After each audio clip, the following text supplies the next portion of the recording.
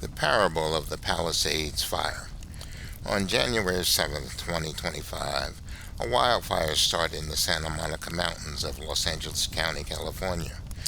It burned for 24 days before it was contained, destroying large areas of densely populated Pacific Palisades, Topanga, and fashionable Malibu. It is one of the most destructive wildfires in the history of Los Angeles County. Most people forget that there was a Palisades fire that preceded the January 7th fire. 4 years earlier, on May 14, 2021, a wildfire started in Topanga State Park in the Pacific Palisades neighborhood. It burned for 13 days before being contained. 1,200 acres were engulfed in flames, but there were no fatalities and only one firefighter injured. Damages were estimated at $350 million, not including private dwellings. It was determined that the cause of the fire was arson and not a major incident. In contrast, the January 7th fire burned 23,448 acres, destroyed 6,837 structures, and caused 12 fatalities. Total damages were estimated between $28 billion and $53.8 billion. The cause is still to be determined. At the same time, in Los Angeles County on the same day, another fire started in nearby Eaton, California. It also burned for 24 days before being contained. 14,021 acres were scorched. 9,418 structures were destroyed. 18 people died. It was the second most destructive wildfire in California history. The cause still under investigation. These fires affected Americans of every color, creed, and class. They escaped with their lives but lost their house and all of their possessions. Those who had much lost much.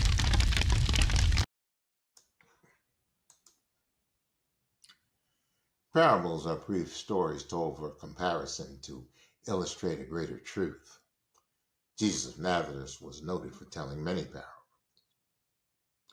Our nation is engulfed in a wildfire.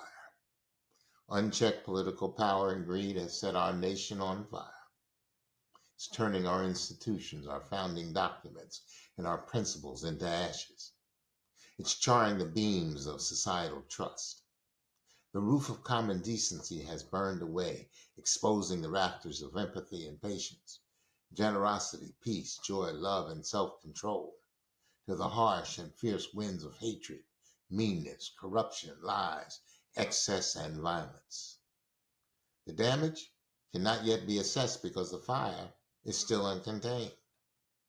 150 days into Trump 2.0, the dismantling of the American democracy experiment is taking place at the speed of hurricane-force winds, like the Santa Ana winds that drove the January 7th fires. The corruption, the hubris, the disregard for the rule of law is stunning. The spinelessness of the Republican Congress, the fecklessness of the Democratic Congress is only outdone by the weakness of the higher education elite and the cowardice of corporate directors and private industry leaders. The fire that now rages was preceded by the wildfire of Trump's first term. Far too many Americans wrote off the excesses as minor. Even the insurrection of January 6 was mischaracterized as a minor incident, a small brush fire, once it was contained. Those who sat out the 2016 election and those who decided to give Trump a second chance did not realize that it only takes an ill wind to turn a brush fire into a raging inferno that devours everything in its path.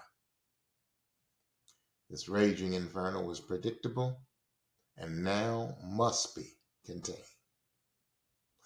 What will it take to contain it? There are those who are standing on the outskirts, shrugging their shoulders. Others standing idly by saying, "I told you so." Some are frightened, but content to wait and say, "Let the fire burn its way out." It will not simply burn its way out. We cannot allow that. Too much will be destroyed before it burns its way out. I turn to black men. This channel is directed and concerned about black men walking into our destiny and black boys maturing into solid black men. We as God's sun-kissed people have a lot at stake. This nation was built by our labor, our sweat, and our blood sacrifice. We still have an unpaid invoice. If we stand idly by, it burns in the fire and we never collect. If we try to contain the fire solely with the tactics and strategies we used over the past century, it will not be enough. Relying simply on protest marches and prayer vigils is like fighting a wildfire with a garden hose and a shovel. It may delay, but ultimately it's insufficient to do the job. We must expand our tactics and strategies. Coordinated and planned actions among ourselves and new allies is mandatory. We must be diligent, disciplined, and resolute if we are to save our burning house. And let's make no mistake, the dismantling of American democracy is the burning of our house. It's our history and our future that is at stake. Those that have ears, let them hear.